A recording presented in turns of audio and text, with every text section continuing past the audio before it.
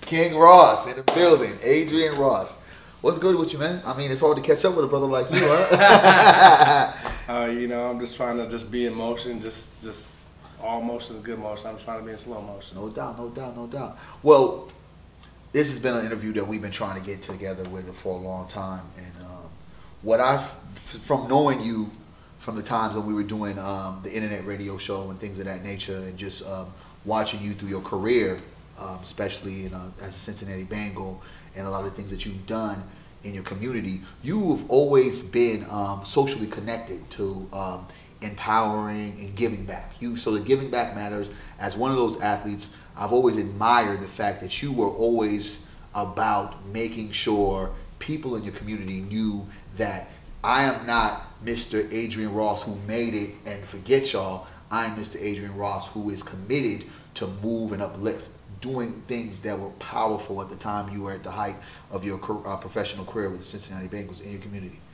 But in the last years, as I've watched kind of you change, and I've watched this world kind of open up, and going back to the days when you had a lot of athletes speaking out about social injustice, it seems to me like somewhere, I don't know what happened, that you have really been more direct and very clear on how you feel about things that not only are going on in sports, but are going on socially, that actually attach into sports, and what the athlete has to do, actually standing up and stepping up, saying things that a lot of athletes won't say, because whether they're in contracts, they have endorsement deals. You have been unapologetic. I mean, if anyone doesn't have this guy on Facebook, log on. You've been unapologetic, and in your interviews and conversations that we've had behind closed doors as well, and that's actually us collaborating with doing some of my youth programs with the MOB project that we've done together. You have really pointed out things that a lot of athletes don't say. Why is that? Well, first of all, I appreciate that, King. I appreciate the kind words there. Yeah, truth is truth, brother. Truth is truth. Appreciate it. Well, I think for me, it's just as I continue to get older, and going back to school. My father he was an administrator. He was a principal. My mom's a teacher. Okay. My whole family is just like a family full of teachers and principals, administrators, and so I'm all about education. Yes, sir. So being a student athlete, I was always on honor roll, etc. I always excelled at school, and then when you get to the college level, it was almost the first time that football became, a little bit more than going to school for me. Okay. Because I wanted to make it, because I walked on. I didn't have a football scholarship. I only had an academic scholarship. Really? Wow. And so going in there and seeing the difference in treatment, being a walk-on off the field, but being treated as the player that I was on the field. Okay. As a freshman, and that was hard, just seeing that walking past the varsity locker room. When say this me and you in a conversation like we're having now, yes, and you're on scholarship and you break to the big locker room, and I got to keep going down to the dungeon. Yes, sir. So that fueled me, and then to see as my career went on, I was fortunate enough to be able to go to the Bengals, and then I saw how other people had influence on my career. Okay. And that's not the story that was going to be that was ever told to me when I was younger. It was work hard and you can do what you want to do. And fortunately, I've been able to do what I want to do. But when it comes down to being a career that the 1% get into, yes, sir. There's 99%. There's people that are in the 99% that are telling the 1%ers what to do. Yes, sir. And how to go about doing it. Okay. So when I look back, and so to answer your question, I feel that being that I've gone to that platform, I have knowledge that I could pass on. The knowledge that I have that I want to give back now, I just think the story hasn't been told. True. And I'm just gathering up a lot of my buddies, just all the old kings, and just trying to spread the knowledge. Yes, and that's what it's about for me, is like, and then I could break it down into culturally. Yes. Football is a game, but it depends on who you are and who you're receiving it from. Yeah. And I just saw, you know, going to college, I saw being young. Like, here's a story right here. Just being young. This is real. Just being young, I was able to start as a sophomore. And a D tackle went down, so they moved the defensive end to D tackle and started me at defensive end. So when we started blowing teams out, the coach came to me and said, hey, we're going to go ahead and take you out. We're going to put the freshman in D tackle, and we're going to move Sean back to defensive end. Therefore, letting me know. So basically, when the ones go back out there, you're off so that Sean can try to make it to the NFL. So that becomes the politics. Exactly. So me being a sophomore, I'm like, oh, okay, well, only because I'm a sophomore, I'm not going to bark or nothing, because when I'm a senior, I'm going to get that same dude. Yeah. So my senior year, 11-2, best record, school history all the time, of all time. We're blowing teams out, so I'm thinking, okay, it's sack time. I get to try to get my stats up so I can go to the league. Oh no, my backups come in, so I don't get hurt. You know, so and it was almost like they act like I wasn't there before. Like I didn't see what went on before. Yeah. You know, that's the only way I know of it. That's the only way that I can attest that there's a difference in treatment, because I saw it before. So why is it not the same? Why is it different? And I think that a lot of people, 99%, I always like talking to the 99% and the 1%, if you've never had that 1% job playing pro football or being an entertainer, how do you know? Yeah. Mostly everything that we learn coming up in school is not for a 1% job. So that's why I talk, because there's a lot of people out there that have aspirations of being in a 1% job, but they can benefit from it a lot. They might make it there, and here's what I tell people. Me being an agent, when I sit down and talk to players and their parents, I'm like, how many of you have at 20, 21 years old have hired someone in your life? Most people are like, no. I'm like, no. Well, all of a sudden, you have to hire an agent. Who told you how to hire somebody? How do you know how you're going to hire somebody? No one's addressed that. Yeah. But we'll always hear about, you know, they're broke and this is that, and it's like the steps aren't being taken to fix the problem. It's just like we're acting like they're supposed to just have all this knowledge when they get there. Ship them in, ship them out. Exactly. Now, but I'm still trying to figure out what made you more or less now within the last few years really be outspoken on the secrets of the game. Because what you're saying when you're talking about football, it applies for basketball, applies for baseball, how it applies for sports in general. And today in this modern America, and we know that sports generates a lot of money. Right. And then when we've also looked at it and we've talked about it in the college rankings where the young athletes aren't getting paid. What and why did you decide now to be more vocal? Not saying that you haven't said these things, but it seems like you're very more point, like right directly to everything that's being said, and it seems like culturally it's all kind of come together because of the hype and the awareness and the climate that we have in America currently. Well, I think now being older and being done, I'm able to gain knowledge again, and actually assimilate back into the 99%. Yeah. You know, and so welcome back home. So being in the 99 prior, and then going into the 1%, but still thinking like the 99%. Yes, sir. And then upon right before exit, my mind started going to the 1%, and then you're done. Flatline. So I see the world through different eyes now. So in my conversation with all my friends, some are in the 1%, but they still think like the 99%. Okay. And then a lot are in the 99% and they think like the 99%.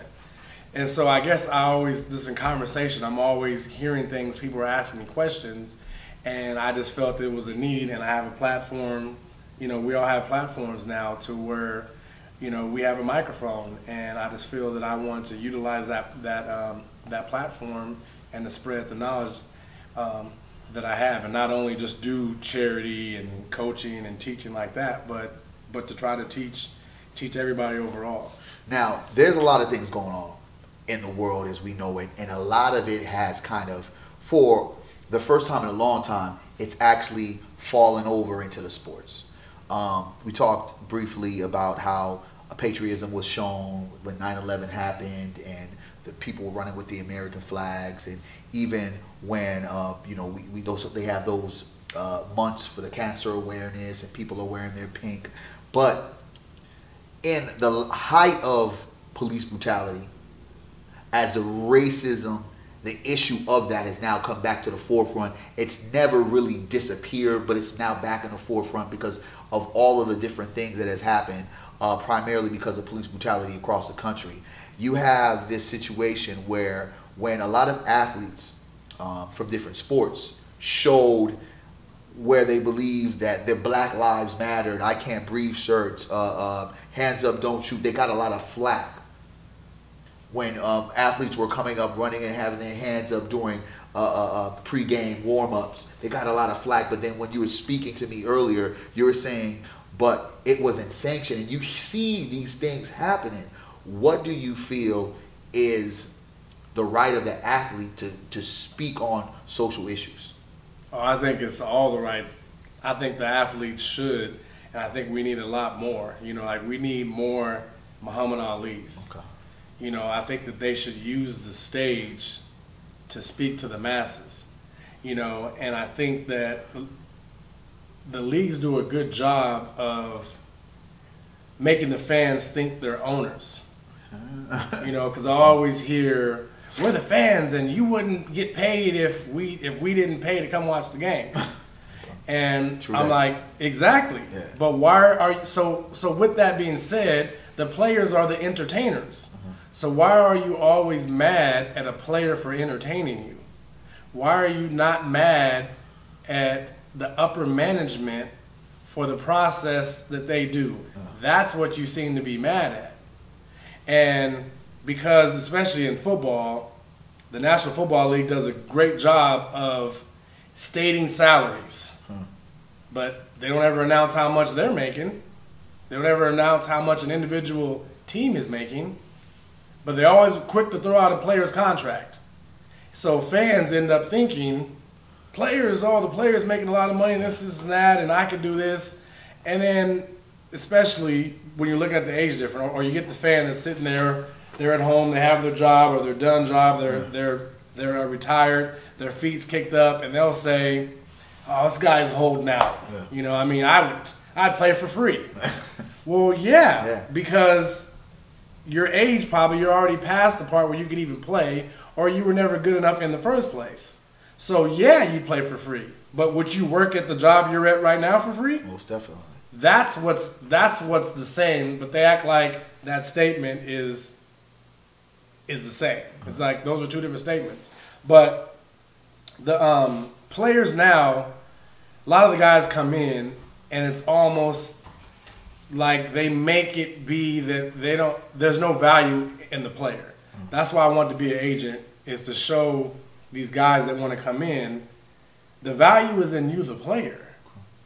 And yeah, the league has all the rights and so on and so forth, but if all the players, say for instance, just decided not to talk, just decided not to speak and do Marshawn Lynch, what is ESPN and what are all these other networks going to do when they don't have any sound bites? Yeah. True. So the power is there. I think, you know, you stated, you know, I mean, like we'll probably touch on with Donald Sterling. You know, if the players, yes, sir. You know, just if the players get together, I mean, they can change a lot of things. Yes. And I think right now the fans feel they have all the power. So that's why we hear hey, those players shouldn't have did the hands up. It's in their contract. They can't do anything. And I'm like, man, like fans know more about certain clauses in the contract than the players do. But I always saw that it was a fan problem and not a league problem. You know, like the NBA wasn't mad at Derrick Rose for wearing an I Can't Breathe shirt. Fans and commentators were. You know, when the St. Louis Rams came out the tunnel with the hands up, the league didn't say anything about it. Fans complained. I think they knew if they did say something, it'd be a serious issue. Right. You know? And I think that, like, a lot of the times, especially when we're dealing with, you know, quote unquote black, and we're dealing with the NBA or the National Football League, people almost act as if the victims aren't related. Yeah. To those to the players. Exactly. You know, it's like, just, hey, we don't need to see that. Exactly. Just go on about it, entertain they're not affected. Yeah. They're not affected. There's black people being killed, and there's black athletes. Go on about your business. Do what you do. Yeah, go, hurry up and entertain me. Don't do what you want to do. You're here to entertain me, and that's all we want.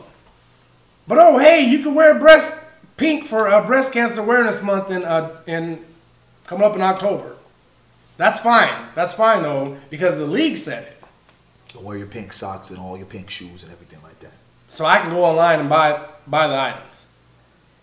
That's interesting perspective.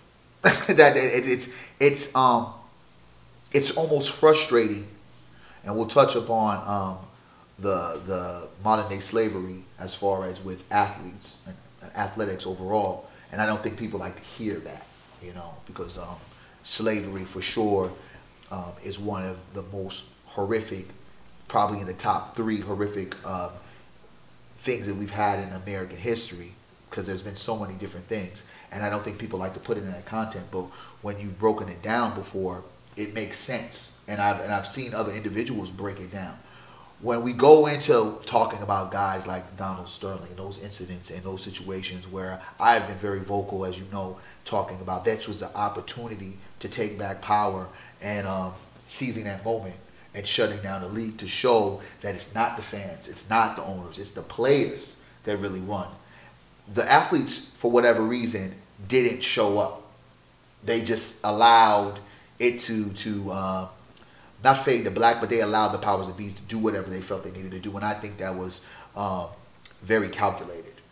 When you see athletes getting abused and misused and misled, when you have these moments in history, how do you feel and what do you try, what kind of counseling do you try to give to these athletes from the outside looking in, knowing where one day that these athletes who are on their high pedestal are going to have to walk the line of a normal man like you're walking right now? Yeah, I always try to tell them, you know, as soon as they get there, it's the hardest job, because as soon as you get there, you have to work at not being there. Wow. And they always say, like, what? You know, and I'm like, what happens is you get into the football schedule. A lot of people, it was just a school schedule. You know, we're in school, summertime, back to school, so on and so forth. You're on the football schedule, off season. You know, you had your OTAs and mini camps and training camps and season. And what I try to tell these players is it's just what you said, is to use the platform while you're there, and just be who you want to be. I think a lot of times guys want to say something, but some guys are scared. Some guys are saying, but they're believing. It all works in one. You know, what they were brought up and what they were told when they were in school. Remember, that goes back to that 99%. Sure. Was, you know, oh, this is gonna hurt your brand. If you veer off from the norm, it's gonna hurt. You have to assimilate in and be the same as everybody else. And then I always tell them, who gets paid for being the same? Once you look at everything else out there, everybody remembers who's different. You know, it's like Muhammad Ali. Look at all of his interviews and his tactics and all the sayings that we have, is because people are remembering what he said. He's embraced. They're remembering his actions. You know, when Dr. J came in, you know, it was his look and what he did and the things he was saying that made Dr. J be Dr. J. Charles Barkley, the stuff that he says, you know, doesn't really necessarily speak normally, like as far as his you know, how he pronounces his words, but people know Charles Barkley, you know, and so I think a lot of times athletes, because of the team, it's like you're overly taught too much team, and I tell guys, you know, I tell these high school kids, the team is not going to college with you. I tell, you know, guys that are in college, the team is not going to go to the pros with you. So how long do you want to ride out on that team concept? But then if you sit there and you hit that point, then you go away from the team concept to be able to win, and it becomes a me type of attitude. No, but I'm actually talking about it in different contexts. In the team is during team functions, and when we're here as a team, we need to play on the field as a team. But I mean, when a coach says, hey, concentrate on the team and don't worry about meeting with agents now. While the coach is over there meeting with his agents, signing his shoe deal, or while the student athlete that doesn't have pro aspirations is going to go work at IBM or Hewlett Packard or Facebook or wherever you go, they're going on their job interviews. Why is the athlete being held back and not given knowledge for them to go and excel at where they need to go excel at? I mean, it's all the way down to the high school levels now, where you're getting high school coaches that are in charge of whether you can go to the next school and play a sport or not. You can't go to one school your junior year and play varsity and then transfer to another school and play. Which is ridiculous. which is ridiculous. How do you have to have permission? You don't have to have permission to go and learn calculus when you transfer schools. So the control in sports, to me, is just outrageous. Now, you talk about the control in sports. Let's just dive into it. And you've made some comments about modern day slavery. Like you've talked especially about the college athlete. What were you trying to say to clarify that statement? Because once people hear slavery, you know, like, oh, ain't slave. No. But in the content, it makes sense. What is that considered? Why do you say that statement? The ownership. The ownership value and the system of how money is made off of the work of another person. So the athletes, everyone has been blinded by, here's a scholarship, you come play ball. Now, that system has been in place since before TV. So now that there's TV, and then now that there's 1,000 more channels to air these people playing ball on. 1,000 more channels and $1 million more dollars. Exactly. That's the part. Everyone says the pay is the scholarship. No, that's fine with the agreement from the athlete and the school, right? But when you sign these papers for your scholarship, and now it's being told, oh, you can't have class after 2 o'clock because we have practice. Yeah. So there's restrictions on what you have to do because we gave you a scholarship. Oh, you can't work because we need you working on full time in making this team go out there and win so we can gain money. That's where the modern day slavery is, and then just the platform. So to go to the next point in it is the school is signing. There's a third party. The third party is ESPN, ABC, Fox, all the other channels that are airing the games that the players are entertaining for. Why isn't the player signing that? Why isn't that an individual thing that, hey, okay, you have a possibility to be on the channel, so we're going to have to pay you some of this money, or we pay the school needs to pay the player. Yeah. Those are two separate things. Now, if I go out there and we're not on TV, well, okay, cool. Your scholarship that you're paying me is fine. But it's not an equal value. Not at all. Because it's the school.